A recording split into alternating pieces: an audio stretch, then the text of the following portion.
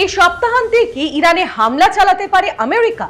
সংবাদ মাধ্যম সিএনএন ও সিবিএস এর রিপোর্ট অনুযায়ী আমেরিকার সেনাবাহিনী ইরানে হামলা চালানোর জন্য প্রস্তুত, শুধু প্রেসিডেন্টের চূড়ান্ত নির্দেশের অপেক্ষা।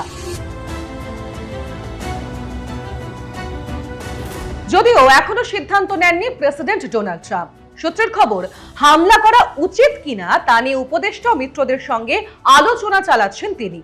ইতিমধ্যে মধ্যপ্রাচ্যে নজিরবিহীন সামরিক সমাবেশ ঘটিয়েছে আমেরিকা। বর্তমানে ওই অঞ্চলে রয়েছে 13টি আমেরিকান রণতরী। এর মধ্যে রয়েছে বিমানবাহী রণতরী ইউএসএস আব্রাহাম লিঙ্কন, আরও একটি super carrier USS Gerald R Ford Atlantic পেরিয়ে মধ্যপ্রাচ্যের দিকে রওনা দিয়েছে।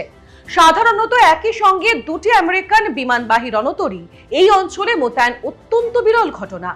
এর পাশাপাশি মোতায়েন করা হয়েছে F-22 র্যাপটর, F-15, F-16 যুদ্ধ বিমান এবং KC-135 রিফুয়েলিং এয়ারক্রাফট। আকাশে নজরদারির জন্য রয়েছে E-3 সেন্ট্রি AWACS বিমানও। কিন্তু কেন ইরানে হামলা করতে পারে আমেরিকা? সবচেয়ে বড় কারণ পারমাণবিক চুক্তি। প্রথম দফায় প্রেসিডেন্ট থাকাকালীন 2018 সালে চুক্তি থেকে সরে দাঁড়ান ট্রাম্প। এরপর থেকে তেহরানের সঙ্গে সম্পর্ক খুব খারাপ জায়গায় যায়। সম্প্রতি জেনেভায় বৈঠক হলেও হোয়াইট হাউস জানিয়েছে এখনো দুই পক্ষ বহু বিষয়ে দূরে। অন্যদিকে ইসরায়েলের সঙ্গেও ঘনিষ্ঠ সমন্বয় চলছে। প্রধানমন্ত্রী বেঞ্জামিন নেতানিয়াহুর সরকার বহুদিন ধরেই ইরানের বিরুদ্ধে কঠোর পদক্ষেপের পক্ষে। আরেকটা গুরুত্বপূর্ণ দিক তেলের বাজার।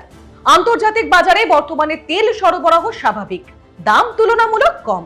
বিশ্লেষকদের মতে এই পরিস্থিতি সামরিক পদক্ষেপের জন্য কৌশলগত সুযোগ তৈরি করতে পারে।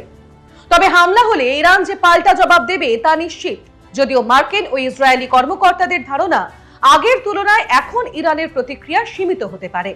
প্রশ্ন একটাই, এই সপ্তাহের শেষেই কি চূড়ান্ত সিদ্ধান্ত নেবেন ট্রাম্প, নাকি শেষ মুহূর্তে কূটনৈতিক সমাধানে পথ খুলবে? বিশ্বজুড়ে নজর রাখুন ওয়াশিংটন ও তেহরানের দিকে।